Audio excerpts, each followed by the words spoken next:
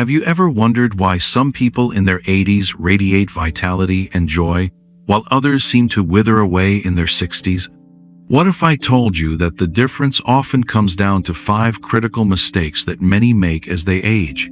Mistakes that silently erode both health and happiness. After decades of working with elders and studying the science of aging, I've witnessed firsthand how these devastating errors can transform what should be your golden years into a period of regret and suffering. But I've also seen remarkable transformations when these mistakes are corrected, even late in life. The ancient Greek philosopher Epictetus once said, "It's not what happens to you, but how you respond to it that matters." And nowhere is this wisdom more applicable than in how we approach our later years. I'm Vernon, and today I'm going to share these 5 devastating mistakes with you. But more importantly, the solutions that can help you reclaim the vitality and joy that should characterize this remarkable stage of life. And why should you watch until the very end? Because the final mistake isn't just the most overlooked. It might be the one quietly shaping the rest of your life without you even realizing it. Throughout human history, elders have been revered as the keepers of wisdom. In ancient cultures, from the Native Americans to the Chinese, older members of society held positions of honor, their life experience valued as an irreplaceable resource. Yet, in our modern world, we've somehow lost this perspective. Instead of seeing aging as an accumulation of wisdom, we often view it merely as a decline. But what if we could reclaim this ancient understanding while incorporating modern science? What if the second half of life could be not just endured, but embraced as a uniquely valuable stage with its own gifts and opportunities? Research from the Stanford Center on Longevity has shown that people in their 60s and beyond actually experience greater emotional stability and life satisfaction than their younger counterparts when they avoid certain critical mistakes. The wisdom that comes with age isn't just philosophical, it's neurological. So let's explore these 5 devastating mistakes that can prevent you from experiencing this natural evolution toward greater wisdom, health, and happiness in your later years, and the practical solutions to overcome them. Pay special attention to mistake number 4. It's the one that surprised me most in my research, but addressing it has transformed countless lives I've worked with. If you find these insights helpful, please take a moment to subscribe and share this video. It helps others find their way back to meaningful life too.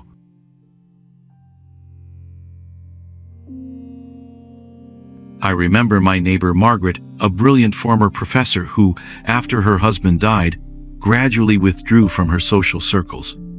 "She doesn't want to be a burden," she would tell me whenever I invited her to community events. Within 2 years, her health began deteriorating rapidly. Memory lapses, increased blood pressure, even her posture changed. The first devastating mistake so many make is surrendering to social isolation. What Margaret didn't realize is that social isolation isn't just emotionally painful, it's physically dangerous. The National Institute on Aging has found that social isolation increases the risk of premature death by 50%, as harmful as smoking 15 cigarettes a day. It increases the risk of dementia by about 50% and is associated with a 29% increased risk of heart disease and a 32% increased risk of stroke. The ancient Roman philosopher Seneca understood this when he wrote, "One of the most beautiful qualities of true friendship is to understand and to be understood." This understanding, this connection is not a luxury but a necessity for our health. The solution begins with recognizing isolation as a serious health threat, not just a feeling of loneliness. Start with small, manageable social connections. For Margaret, it began with a weekly book club I invited her to join. Initially reluctant, she eventually became one of its most active members. Consider community centers, faith organizations, or volunteer opportunities aligned with your interests. Technology can also bridge gaps.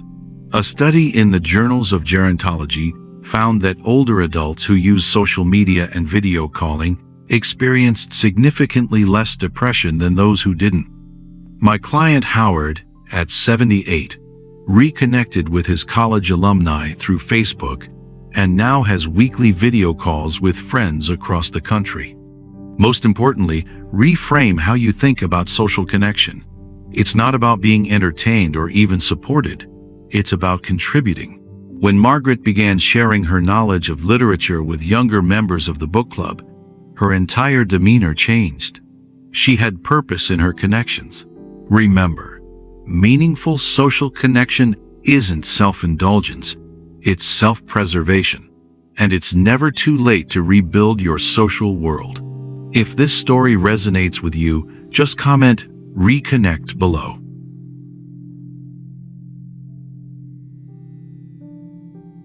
It's often not the big health crises that catch people off guard in old age. It's the small warning signs they ignore for years. Many older adults are willing to see a doctor when something feels seriously wrong, but few take proactive steps to prevent those problems from happening in the first place. That quiet neglect of preventive care can lead to consequences far more serious than they ever imagined. The second devastating mistake I've observed is neglecting preventive health care. My friend Charles, a retired engineer, prided himself on never needing a doctor. At 70, he felt fine and saw no reason for regular checkups. When he finally went in for persistent back pain, he discovered he had advanced osteoporosis that could have been addressed years earlier, along with uncontrolled hypertension that had been silently damaging his heart and kidneys for years. Research from the Centers for Disease Control shows that only 25% of adults aged 50 to 64 are up to date on preventive services, and the numbers don't improve much after 65. Yet, preventive care could avoid up to 70% of chronic disease cases that devastate quality of life in older adults. The ancient physician Hippocrates understood this when he said, "The greatest medicine of all is teaching people how not to need it." Modern medicine has given us extraordinary tools to detect problems before they become serious, but we must choose to use them. The solution starts with a shift in perspective. Rather than viewing healthcare as something you need when you're sick, see it as an essential tool for maintaining your independence and quality of life. Schedule regular wellness visits, even when you feel fine. Create a preventive care calendar for the year that includes not just physical health screenings, but also dental, vision, and hearing checks. Build a partnership with your healthcare provider. Elaine, an Italian accountant, brings a notebook to every appointment with questions prepared in advance. She's discovered that when she takes this approach, her doctor spends more time with her and addresses her concerns more thoroughly. Perhaps most importantly, recognize that mental health is an essential part of preventive care. Depression and anxiety often go undiagnosed in older adults because symptoms may present differently and be mistakenly attributed to aging or physical illness. Regular mental health screenings should be part of your preventive routine. As the Chinese proverb says, the best time to plant a tree was 20 years ago. The second best time is now. The same applies to preventive health care. It's never too late to start. Have you ever delayed a regular health checkup because you felt everything seems fine? Share in the comments about a time when preventive care helped you catch a health issue early, or someone you know who was saved by early detection. Our health is too precious to leave to chance.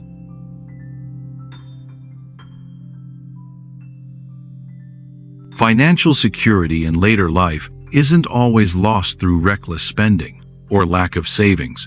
It often slips away through small blind spots in decision-making. As we age, subtle cognitive shifts can cloud our judgment, especially in financial matters. It's not just about poor planning. It's about recognizing how aging itself can quietly reshape the way we handle money. Research published in the Journal of Economic Psychology reveals that financial decision-making ability peaks in our 50s and then gradually declines, even as confidence in those decisions remains high or even increases. This dangerous combination of declining ability with steady or increasing confidence creates a perfect storm for poor financial choices. I worked with Robert, a brilliant former executive who had managed complex business finances for decades.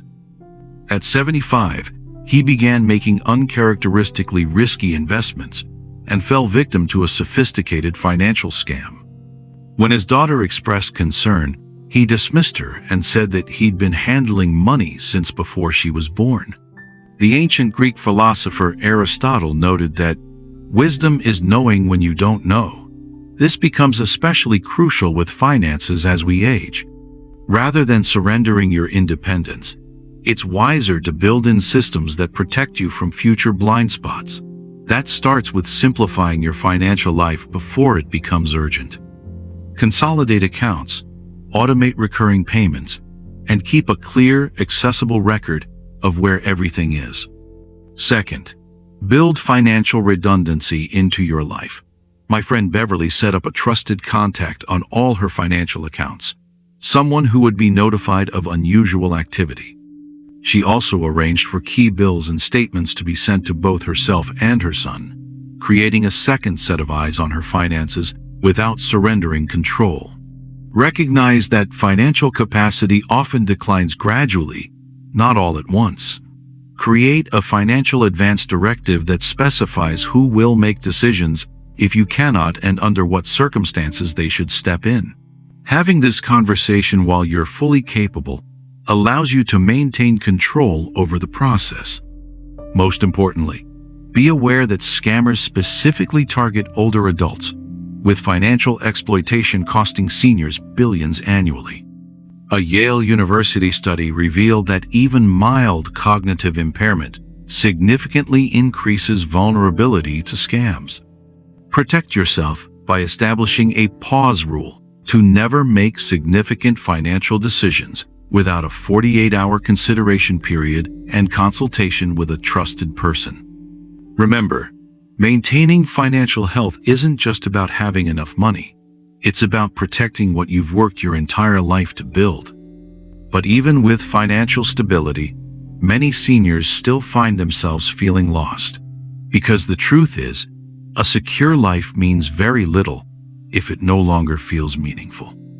I'll talk more about this next mistake.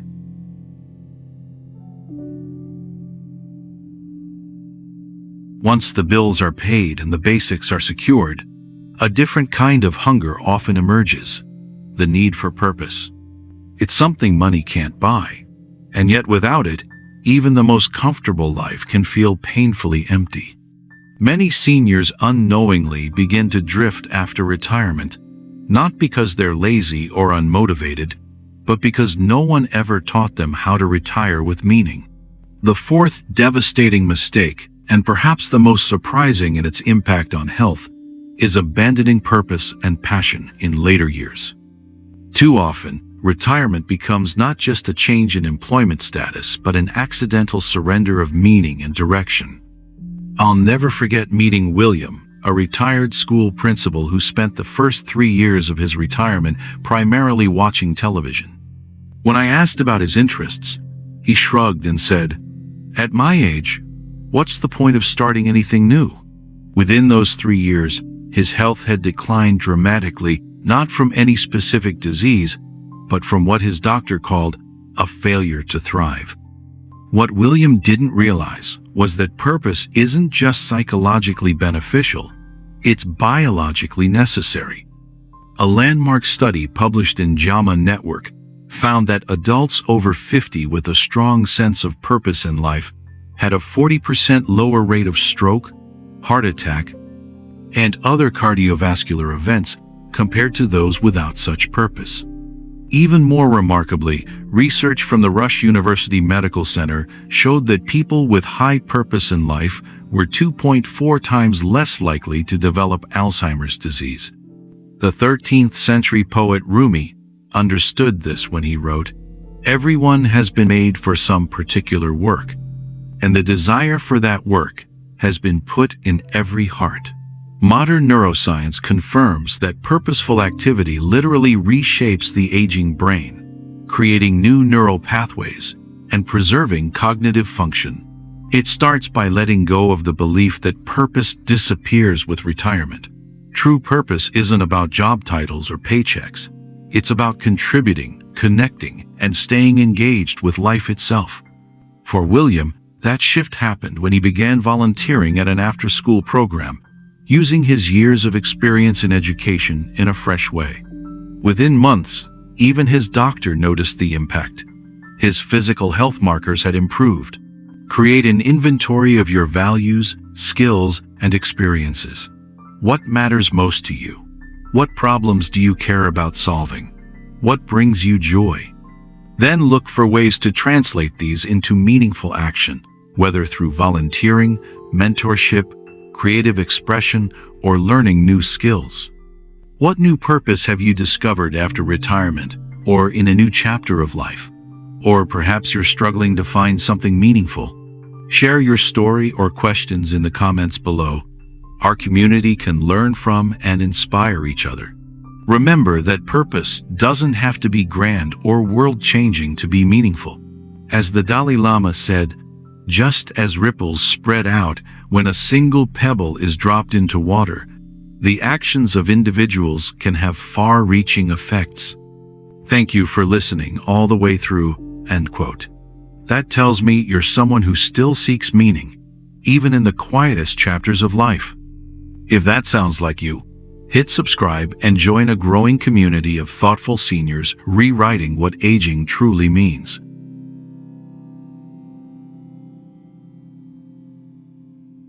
Staying engaged with life doesn't stop at mental purpose, it extends to the body as well. Some older adults believe that physical activity prevents older adults from engaging in the very movements that could extend and enhance their lives. These misconceptions generally fall into two dangerous extremes: doing nothing because of fear of injury, or pushing too hard with inappropriate activities. My sister Dorothy exemplified the first extreme. At 68, she'd been told by a well-meaning friend that exercise was dangerous at her age, especially with her mild arthritis. She doesn't want to break anything, as she became increasingly sedentary. On the other extreme was Richard, who at 72 insisted on maintaining the same high-impact running regimen he'd followed in his 40s, despite growing pain and injury. Research is conclusive. Physical inactivity is a primary contributor to decline in aging, while appropriate exercise is perhaps the most powerful anti-aging medicine available. A study in the British Journal of Sports Medicine found that people who begin exercising later in life, even after 80, experience significant gains in longevity and quality of life. Meanwhile, research from Tufts University shows that strength training can reverse age-related muscle loss and even improve bone density in people well into their 90s.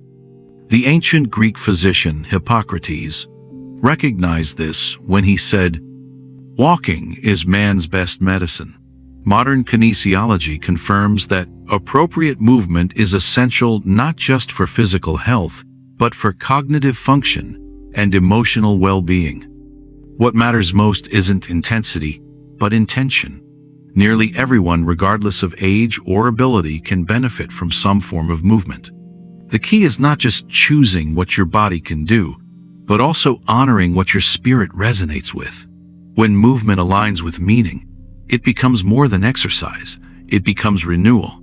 Instead of chasing an ideal routine, begin by listening inward. Start where you are, not where you think you should be. For Dorothy, that meant easing into chair yoga twice a week, simple, gentle, but enough to awaken her confidence. In just 3 months, her pain eased, and she rediscovered the courage to join a water aerobics class she once thought was only for the young. Richard, who had clung to his past pace, found peace, not defeat, in adapting. With his physical therapist's help, He replaced pounding pavement with smooth strokes in the pool and steady cycling. The goal was never to return to 40, but to move forward wisely at 72. Most importantly, choose a movement that gives something back to you. Not just strength, but joy. Together, we shape those moments into a practice of presence, not performance. The Roman statesman Cicero once said, "It is exercise alone that supports the spirits and keeps the mind in vigor." That wisdom holds true centuries later. The right movement, done with intention and joy, can quietly reshape the entire experience of aging, not by fighting time, but by flowing with it. What physical activity brings you joy and health benefits in your mature years? Is it dancing, gardening, yoga, or simply daily walks? Share your movement secrets in the comments. You might inspire exactly the person who needs it.